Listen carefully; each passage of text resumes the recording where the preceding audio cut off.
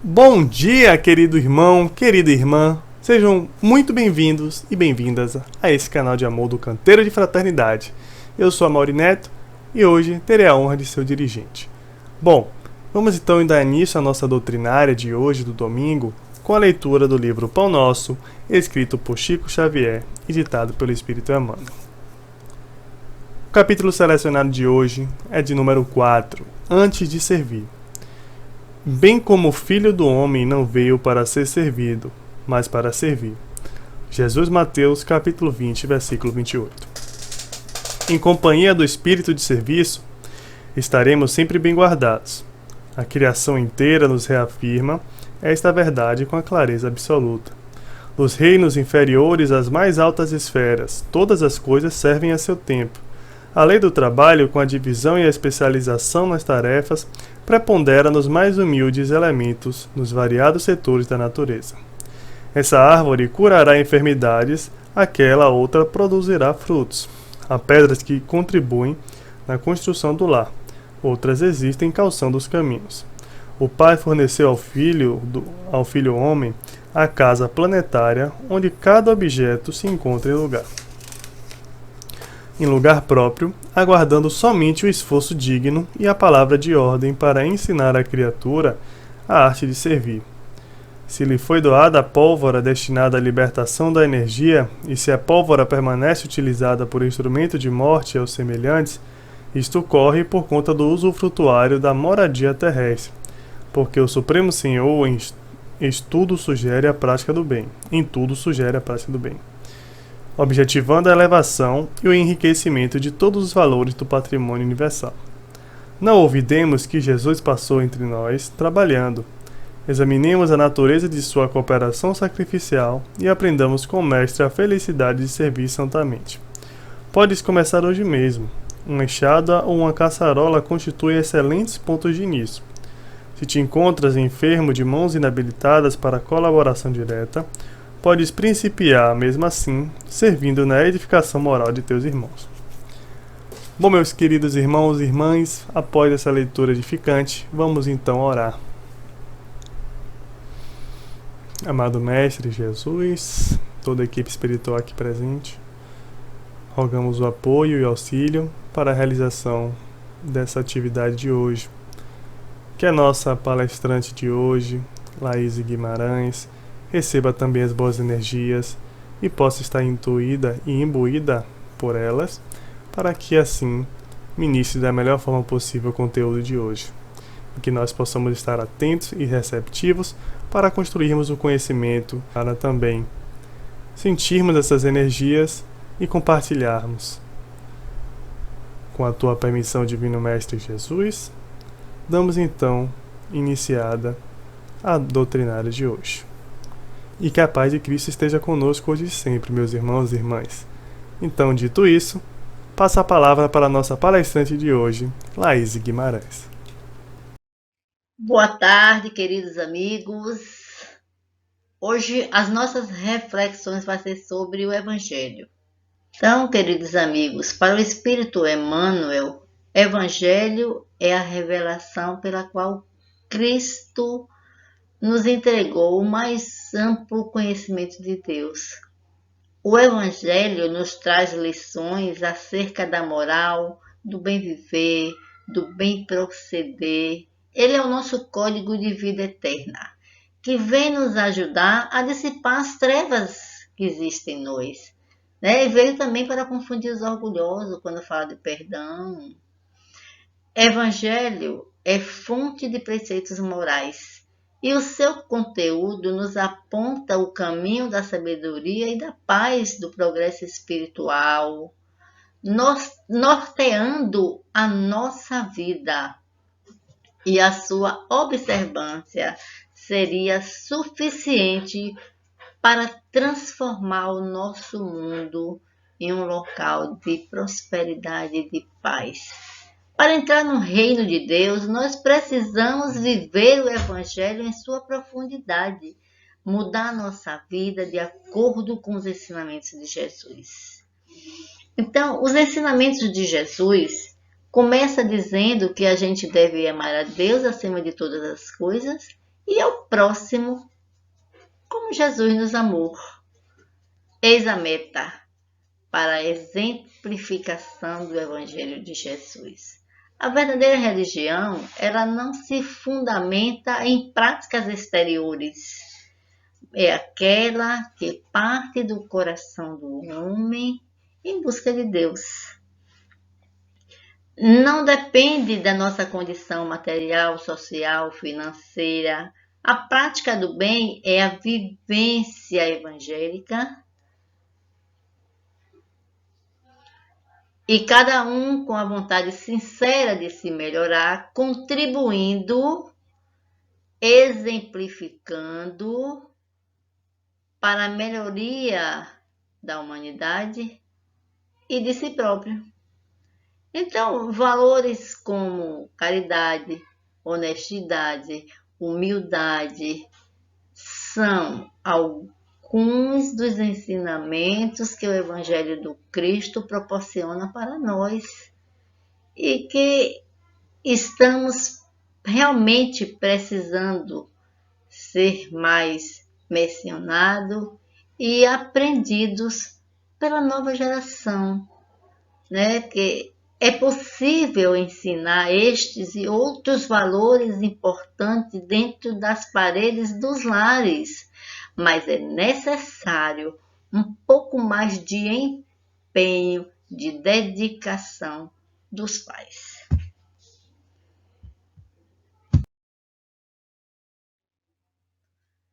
Uma certa vez perguntaram a Chico qual a importância do Evangelho de Jesus para a humanidade.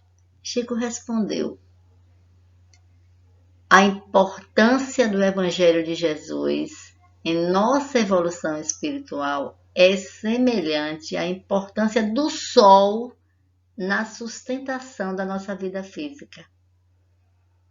Imagine, todos nós somos necessitados dos ensinamentos do Cristo e quando tomamos conhecimento da sua essência, o foco dos nossos interesses, eles se alteram. Simplesmente pelo fato de que os seus ensinamentos nos possibilita a plena conscientização nos princípios de igualdade, de liberdade, de fraternidade, né, que são condições imprescindíveis para a correta e elevada convivência social. Jesus, ele falou muito por parábolas. E essas parábolas, elas têm um sentido muito profundo. Elas nos possibilitam um contato mais direto com o nosso íntimo e com Deus. Jesus foi o maior pedagogo que o mundo já conheceu. Ele sabia das necessidades de cada um. Ele conhecia as nossas imperfeições. Então ele colocou as luzes gradativamente, que seriam lidas à medida de que o homem pudesse compreendê-las.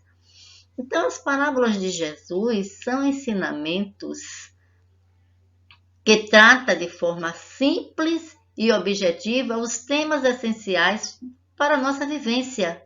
Então, através de suas parábolas, ele ensinou o amor, a misericórdia de Deus, do reino dos céus, do governo do Pai Celeste. Então, é um padrão de vida que deve ser caracterizada por nós, seguidores do Cristo. Todas as parábolas têm um ensino direcionado. Se a gente tiver arrependido de alguma coisa, nós devemos ler a parábola do filho pródigo. Se nos achamos pequenino, nós temos que ler a parábola do óbolo da viúva. Caso a gente esteja descrente das coisas e do nosso potencial, vamos ler a parábola da figueira seca. Se queremos nos manter firmes na caridade, vamos ler a palavra do bom samaritano. E se quisermos nos colocar à exposição de Deus, vamos ler a parábola do semeador. Se temos dúvidas sobre o que estamos fazendo na nossa vida, vamos ler a parábola dos talentos e assim por diante.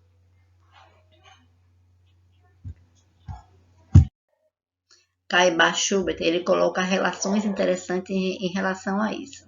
Daí que a gente precisa observar. Ele pergunta, por que o homem trabalha na terra?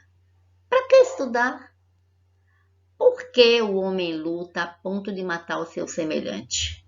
Então, ele responde, para possuir tesouros. E por essa razão, Jesus ele foi bastante enfático ao afirmar que o tesouro imperecível é aquele que a ferrugem e que as traças não corroem, e que os ladrões não roubam. Quando o homem terreno morre, ele nada leva consigo, mas o homem espiritualizado, ele carrega tudo que conquistou. O homem materializado, ele não compreende ainda os ensinamentos do Cristo. Para ele ainda é algo invisível, impalpável. Ele vive apenas para o reino do mundo. Ele ainda não tem interesse no reino dos céus. Ele ainda não compreende que tudo material vai desaparecer um dia com a morte do corpo físico. E o reino de Deus, ele vai permanecer com quem o possui. Assim como uma pérola que se revela pelo seu esplendor quando está exposta ao sol, a conquista da felicidade só é revelada na luz da vida diária. Nós devemos lembrar os ensinamentos de Jesus que nos convida a não conservar a luz sobre o alqueire, mas que a gente coloca, que a gente ilumine caminhos, dando direções. Isso quer dizer que o homem, no nível evolutivo em que se encontra, ele precisa sair da superfície do ego, do material. Ele precisa mergulhar na região do eu, do ser espiritual. Muitas vezes pode ser doloroso, mas o resultado é muito bom. Né? Atingindo a qualidade do ser, o ter vai ser uma coisa mais suave, mais leve, mais sereno. Emmanuel nos diz que tesouros são talentos que trazemos, independente da fortuna terrestre, a fim de ajudarmos uns aos outros, né? Valorizando a nós mesmos. Nós temos o exemplo do professor. O professor, ele transmite a quem quer aprender os tesouros da cultura, da inteligência. O escritor respeitado, ele estabelece os tesouros do livro que leva a consolação, que assegura o progresso, a saúde. Nós também temos um compositor que cria tesouros nas melodias belíssimas que temos, né? E para quem ouve é uma maravilha. A nossa reversão está na transformação dos sentimentos dirigido para o bem. Então vamos trabalhar para tirar, arrancar a ferrugem dos nossos sentimentos. Vamos trabalhar na obra de Deus. Jesus já nos mostrou quais são os tesouros imperecíveis.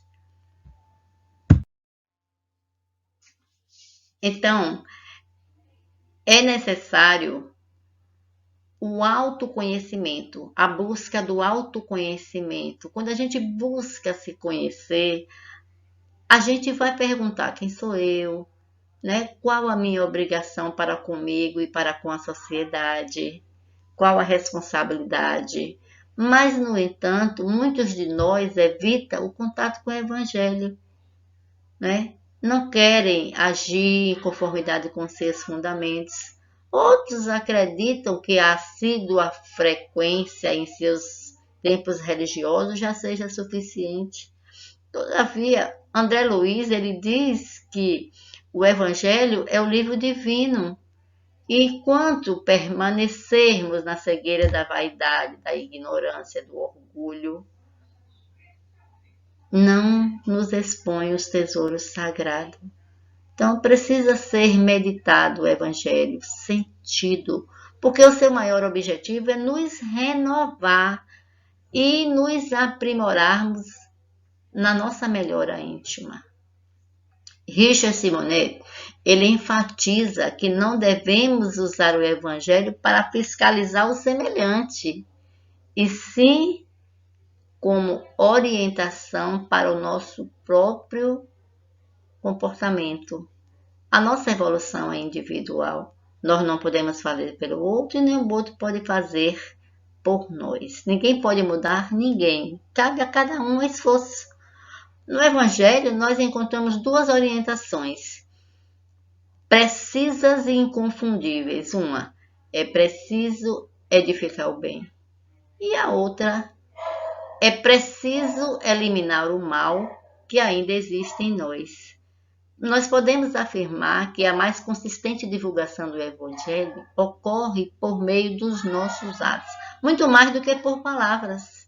Né? Isso é a mais perfeita demonstração de que estamos assimilando.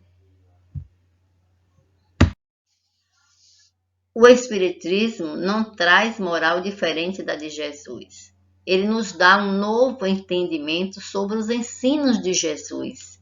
E é nele que é alicerçado, buscando trazer ao indivíduo sobre a sua essência moral, sobre a sua responsabilidade na construção do seu próprio futuro e na presença constante do amigo divino na nossa trajetória evolutiva.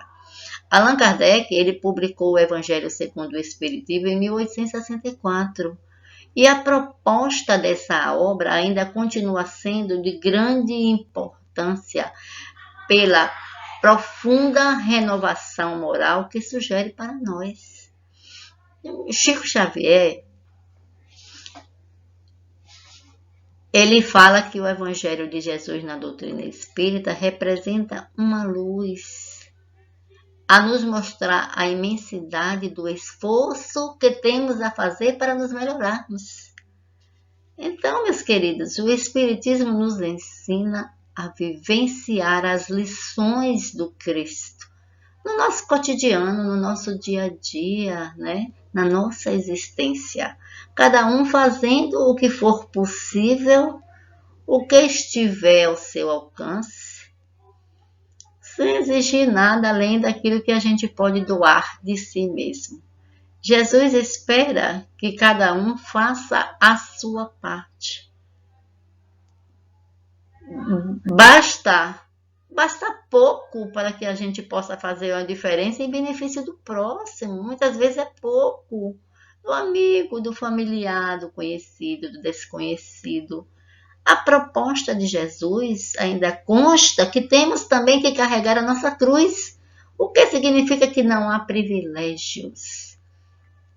As dificuldades, os desafios fazem parte da nossa caminhada evolutiva. Estamos num mundo de provas e expiações, de formas que teremos que vivenciar o sofrimento que decorre dos nossos erros, desta ou de outra encarnação, e de necessidades de aprimoramento das nossas virtudes, cabendo-nos a exemplificação, a resignação, o bem sofrer, orando e confiando em Deus, se esforçando. Jesus nos recomendou que tomássemos a nossa cruz a cada dia e que o seguíssemos. O que significa que é nesse caminho em busca da luz que a caminhada não seria fácil, né? Todos nós nascemos nessa terra por alguma razão, carregando uma ou várias cruzes, as quais não podemos deixar no caminho, já que caminhar sem carregar o peso das nossas obrigações e deveres seria o mesmo que não caminhar, é estacionar. Então, é imprescindível para que nos tornemos verdadeiros cristãos e que aprendamos a suportar o peso que a vida nos aplica aos nossos ombros com coragem, com fé, com esperança, com confiança, com luta. É não desistir, né? Carreguemos cada um a sua cruz com coragem, com determinação, né? Que possamos abrir mão das coisas que servem só para a nossa satisfação em detrimento do trabalho do bem, em prol da nossa evolução, em prol do próximo, porque só assim nos tornaremos melhores seguidores do Cristo. Então, que o Cristo renasça no coração de cada um de nós, que tenhamos disposição para recomeçar quantas vezes seja necessário, e cada vez mais com a certeza de que essa experiência valeu a pena. Sentir a presença do Cristo na nossa intimidade, reconhecendo que podemos muito, se nos alinharmos com os propósitos das leis divinas, por meio de atitudes, comportamentos com ética e moral, a dignidade humana precisa ser para todos os seres de boa vontade. O mandamento maior expressa-se através do verbo amar. Amar a Deus sobre todas as coisas e amar o próximo como a nós mesmos. Se houver dúvida, Jesus esclarece. O novo mandamento vos dou. Amei-vos aos outros como eu vos amei. Jesus é nosso guia e o nosso modelo. Jesus é o nosso GPS. É o GPS mais seguro que nós temos. É por isso que no Natal, né, já que estamos próximo do Natal, não deve ser só promessa de fraternidade e de paz. Acima de tudo, é a mensagem do Cristo que nos induz a servir, compreendendo que o mundo pode mostrar deficiências, imperfeições, né? Trevas, chagas, mas que é nosso dever amar, ajudar o outro. Eis o significado do Natal, a presença de Deus, a presença de Jesus em nossas vidas, através dos gestos simples de caridade, ofertando o irmão na caminhada evolutiva, as bênçãos da solidariedade, do amor, as bênçãos que Jesus nos deu, que Deus nos deu desse planeta, escola, hospital, oficina, esse planeta que nos serve de moradia e que a gente precisa retribuir tudo que a gente recebe com o outro. A gente precisa trabalhar em prol do próximo. E trabalhando em prol do próximo, nós estaremos trabalhando para nós. Vamos nos curando.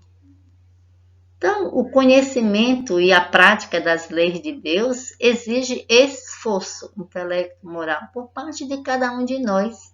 É condição necessária para que a gente possa compreender os ensinos de Jesus.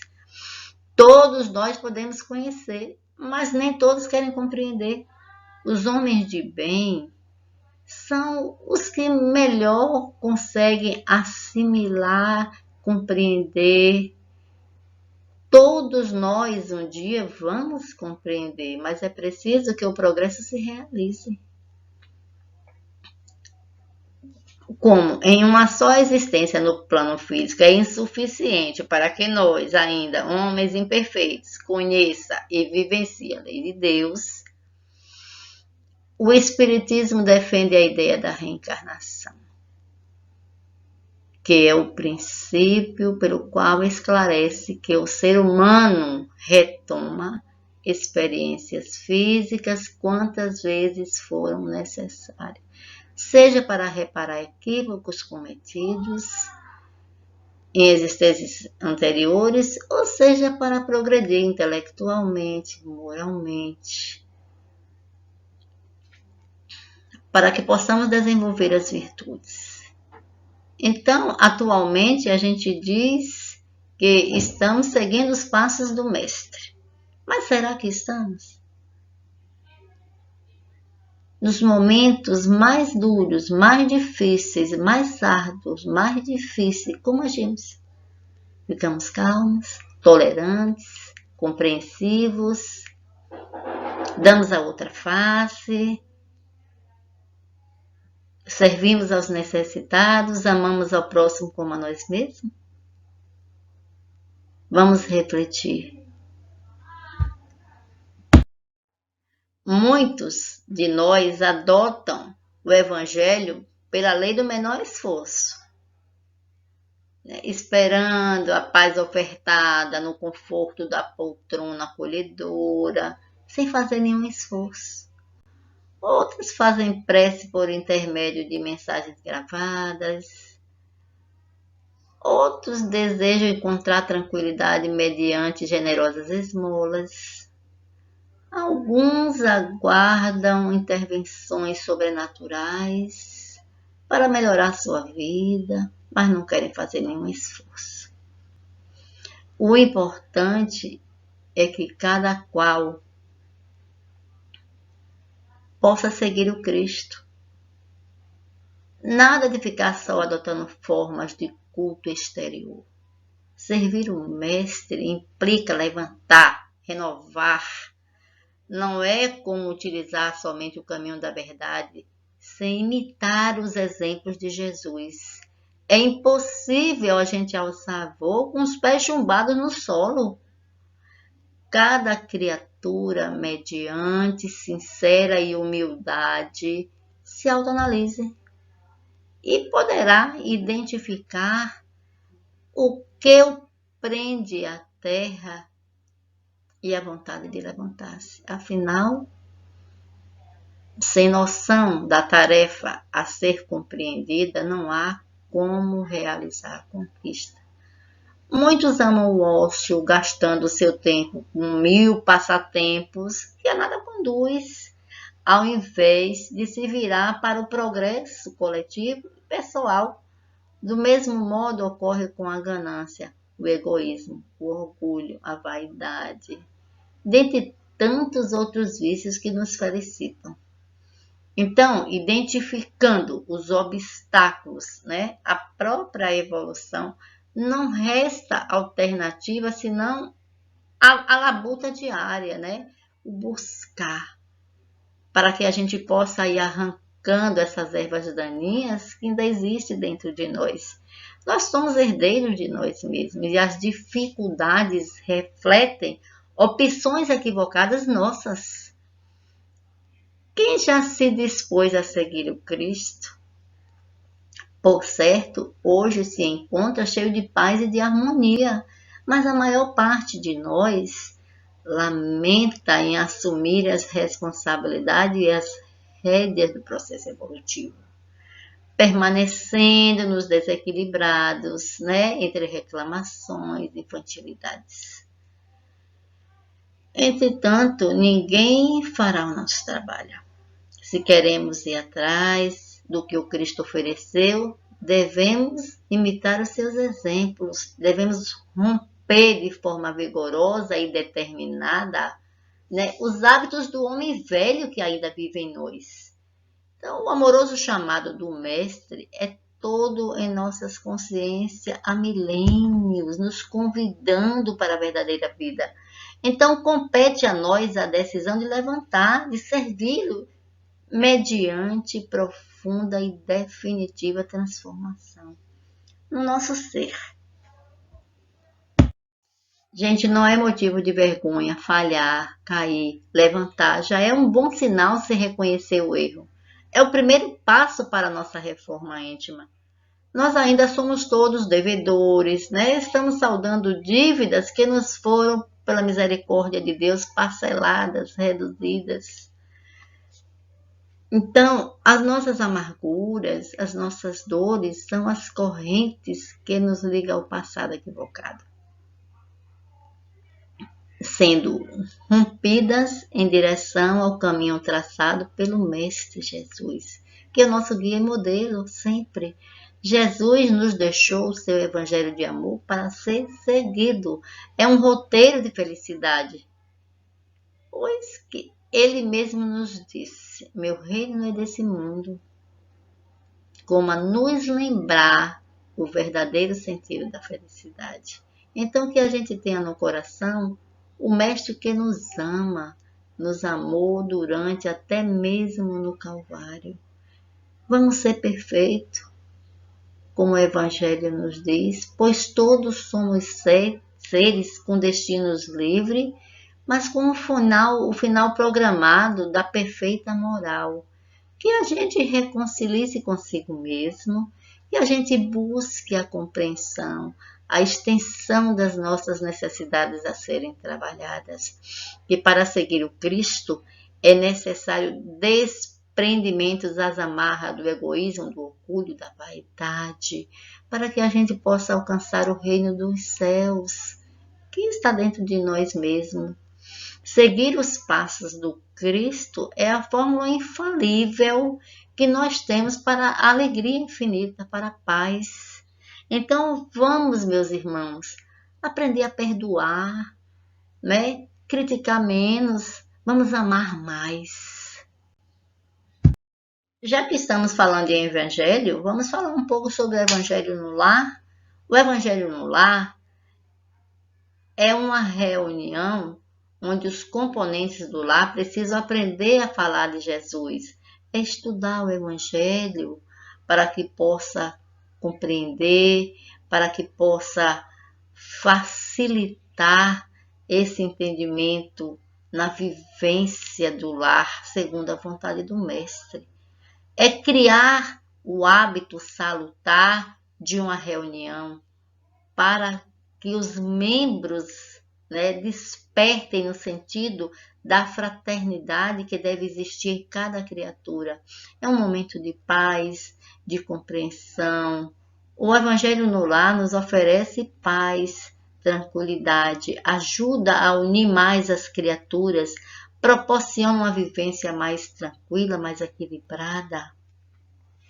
O Evangelho no Lar higieniza o lar através dos pensamentos edificantes, dos sentimentos mais elevados, permitindo a influência dos mensageiros do bem com mais facilidade. Amplia o conhecimento de cada um sobre o Evangelho de Jesus, né, para oferecer com mais segurança às outras criaturas, né, para que possa ser facilitado no lar e fora dele o amparo necessário para que tenhamos condições de enfrentar as dificuldades, né, mantendo operante os princípios da oração, da vigilância, ajuda a manter o padrão vibratório dos componentes daquele lar, a fim de que ajudem com mais eficiência o plano espiritual na obtenção de um mundo melhor.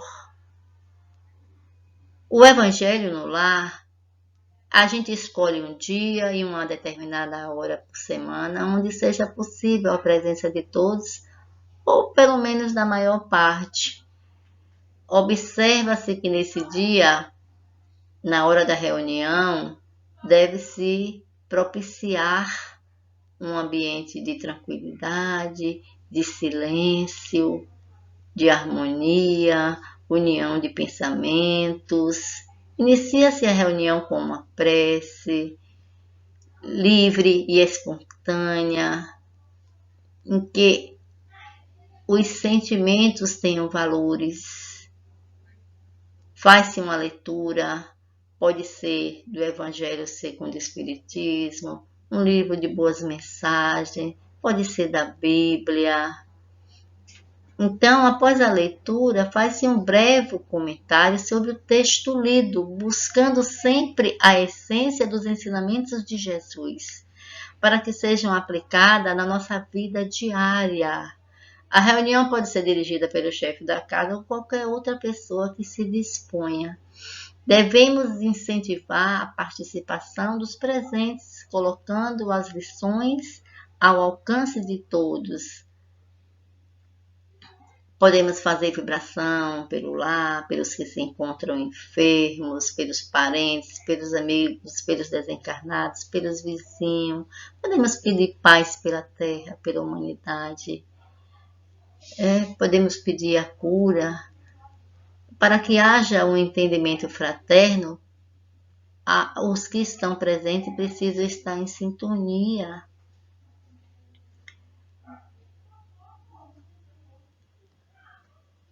É importante sempre a gente lembrar que é dever de todos que, para participar do Evangelho, a gente não deve esmorecer, Podemos colocar uma água filtrada para que seja fluidificada durante a reunião e logo após beber. Se alguém estiver doente, a gente solicita o remédio naquela água. Depois fazemos uma prece de encerramento, agradecendo a Jesus, os mensageiros do bem, pela mensagem daquela noite, pelo entendimento. Enfim, é trazer Jesus para o nosso lar. A gente também precisa evitar comentários de outras religiões e a não manter conversações menos edificantes. Não devemos suspender a prática do Evangelho no lar em virtude de visitas. A visita chegou, convide a visita para participar também, se não quiser que ela volte em outro momento. Pelo menos no máximo, uns 30 minutos aproximadamente. Caso haja criança na reunião, os pais devem observar a idade e incentivá-los também a participar para que eles possam iniciar com segurança essa nova experiência, colaborando também na prece, nos comentários, fazendo perguntas. Então, deve-se também acrescentar livros de histórias infantis, despertando neles, o gosto pelos ensinamentos de Jesus.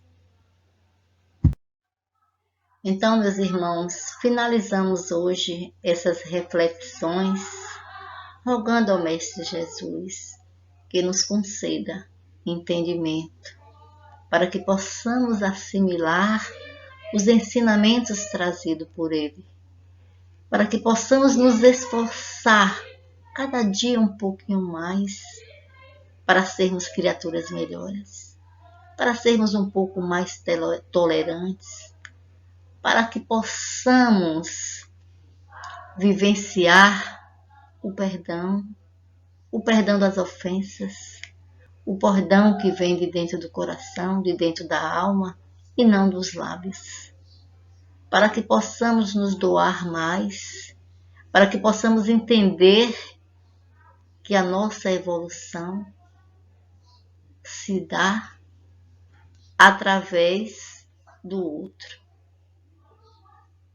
E assim, Jesus, encerramos essas reflexões de hoje, agradecendo pela Tua misericórdia em nos trazer a direção para que possamos ser felizes.